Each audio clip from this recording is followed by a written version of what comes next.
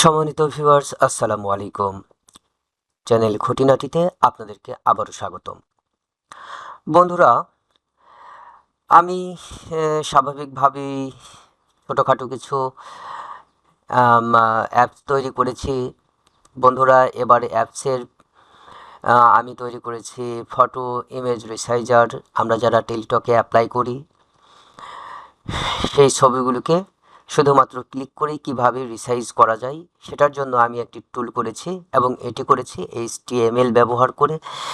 কেন ব্যবহার করেছি, কারণ অনেক সময় আমাদের ফটোশপ মাধ্যমে ক্রপ করাটা সময় সাপেক্ষ হয়ে যায়, এবং সেক্ষেত্রে ফটোশপকে ইনস্টল করতে হয় বা থার্ড পার্টি অ্যাপস ইনস্টল করতে হয়, কিংবা অনলাইনে সার্চ দিয়ে আমাদের অ্যাকিউরেট একটা সফটওয়্যারকে খুঁজে বের করতে হয়, এবং সেটা করাটা সময়সাধ্য। তো এই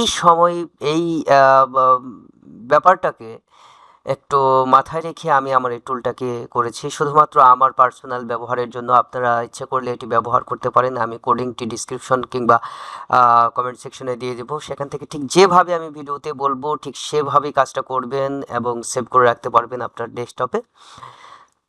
তো এটির মাধ্যমে আপনাদের কোনো বিনা ইনস্টলেশনে আপনি ছবিকে ক্রপ করতে পারবেন 300x300 আকারে এবং 300x80 আকারে। শুধুমাত্র টেলিটকে 300 এবং 380 আকারেই এটিকে করা আছে।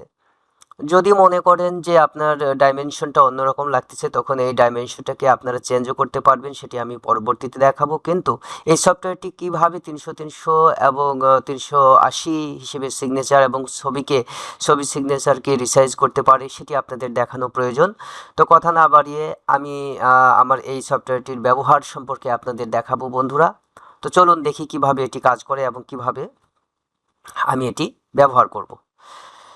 তো বন্ধুরা, এই যে দেখতে পাচ্ছেন HTML, এখানে ডাবল ক্লিক করুন।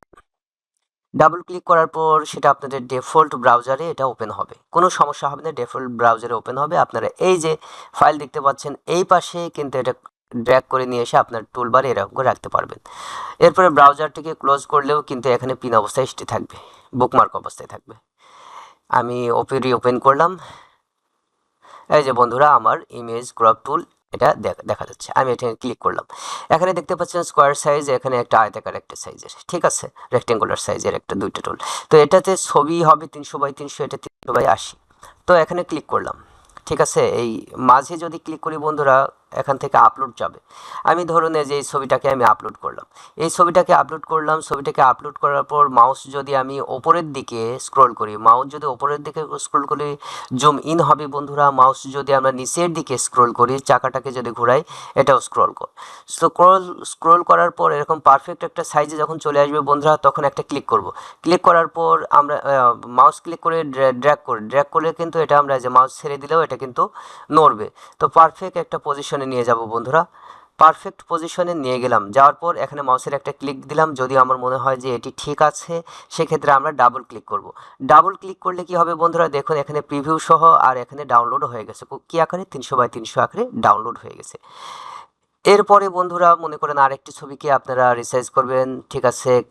আপনারা কিবোর্ড থেকে F5 বাটনে অর্থাৎ রিফ্রেশ করলেন, কিংবা এই যে এখানে রিফ্রেশ লিডর দিলেন, এটি রিফ্রেশ হয়ে যাবে। এখানে আবার একটি ক্লিক করলেন বন্ধুরা, এই যে পরবর্তী ছবিটিকে সিলেক্ট করে নিলাম। ছবিটি বড় হয়ে গেছে, একটা মাউসের নিচের দিকে স্ক্রল করব। মাউস শুধু এখানে বাইরে নয়, এই যে ভিতরে যে কোনো অংশে আপনি মাউস রেখে যদি মাউসকে নিচের দিকে নিয়ে আসেন, এরপরে এটাকে মাউস ড্র্যাগ করে পারফেক্ট একটা সাইজে নিয়ে যাবেন বন্ধুরা। এই যে পারফেক্ট একটা সাইজে নিয়ে আসলাম। আনার পর যখন পারফেক্ট মনে হবে, এই ছবির উপরে ঠিক ডাবল ক্লিক করবেন। ডাবল ক্লিক করলাম, এটি কিন্তু ক্রপড হয়ে এটা রিসাইজ হয়ে গেছে। তো রিসাইজ যে হয়ে গেছে সেটা কিভাবে বন্ধুরা, এই যে আমি ওপেন করলাম, ওপেন করার পর আমি দুইটি ফটোকে আপনাদের সামনে দেখাবো। এই যে এটাও 300x300, সাদা অংশটি এটি ফর্মের সাথে মিলে যাবে, এটা কোনো সমস্যা করবে না, ঠিক আছে। 300x300 আকারে ক্রপ হয়ে গেছে বন্ধুরা। তো এখন সিগনেচারটাকে কীভাবে ক্রপ করবেন? ফটো সিগনেচার হয়ে গেছে, এখন সিগনেচার আমি ক্রপ করব। তো ধরুন এটি হচ্ছে আমার সিগনেচার, এখানে ডাবল ক্লিক করলাম, এটা আপলোড হয়ে গেল। এটাকে এই যে মাউসের নিচের দিকে স্ক্রল করব, এটা পারফেক্ট একটা পজিশনে নিয়ে যাব। নিয়ে গিয়ে কী করব, পারফেক্ট পজিশনে নিয়ে গেলে ডাবল ক্লিক করব। ঠিক একইভাবে দেখবেন 380-তে এটি ক্রপ হয়েছে। ঠিক আছে, 300 এবং 80-তে এটি ক্রপ হয়েছে। তো বন্ধুরা এভাবে 300/300 এবং 300/80 আকারে ক্রপ করা যায়। তো যে সাইজের ছবি আপনাদের বেশি ব্যবহার করতে হয় বন্ধুরা, আমাকে সেটি মাপটা দিবেন, আমি এটিতে ডেভেলপ করে আপনাদের সেটি দেবো। যে সাইজের ছবি এবং সিগনেচারকে ক্রপ করে আপনাদের বেশি কাজ করতে হয়, যেহেতু ফর্ম ফিল আপের সময় আমাদের ছবিকে ক্রপ করতে হয়, সেজন্য আমি এটি ব্যবহার করছি। এরপর যদি বাঁকা তেরা থাকে বন্ধুরা, আমি আরেকটা জিনিস বোঝাই।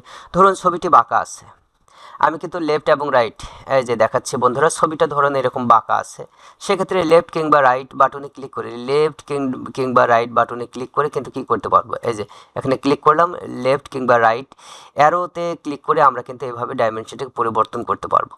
ডাইমেনশন বলেছি আমি কিন্তু বাঁকা তেরা ছবিকে তারাও পারফেক্ট একটা পজিশনে নিয়ে আসতে পারবো বন্ধুরা। পারফেক্ট পজিশনে নিয়ে এসে এই যে এইভাবেই কিন্তু আমরা কি করব, রিসাইজ করব। ঠিক আছে, ঠিক এটাতেও একই কাজ হবে। যদি এটা বাঁকা থাকে বন্ধুরা, ঠিক আমরা এটাকেও কি করতে পারবো, এরকম লেফট এবং রাইট অ্যারোতে চেপে, লেফট এবং রাইট অ্যারোতে চেপে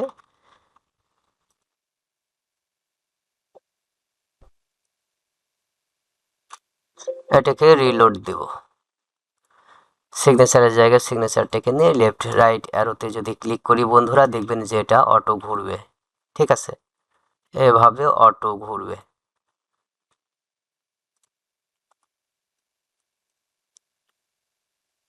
ঠিক আছে, ঘুরবে। তো এরকম করে আমরা রিসাইজ এবং রিসাইজ করতে পারি বন্ধুরা। তো পরবর্তীতে আমার সফটওয়্যারটি আপনাদের যদি প্রয়োজন হয় কমেন্ট সেকশনে জানাবেন, আমি এটি আপনাদেরকে মেইলের মাধ্যমে পাঠিয়ে দেব।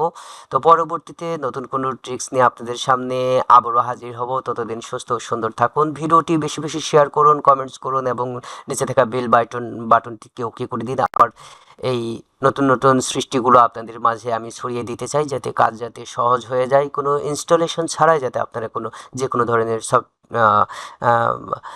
প্রয়োজনীয় টুলগুলো ব্যবহার করতে পারেন। আমি এই জন্যই এই সমস্ত প্রচেষ্টা, আমার ক্ষুদ্র প্রচেষ্টা ধন্যবাদ জানাতে ভুলবেন না। পরবর্তীতে আপনাদের সামনে আবারও হাজির হব বন্ধুরা। ততদিন সুস্থ সুন্দর থাকুন। আল্লাহ হাফেজ।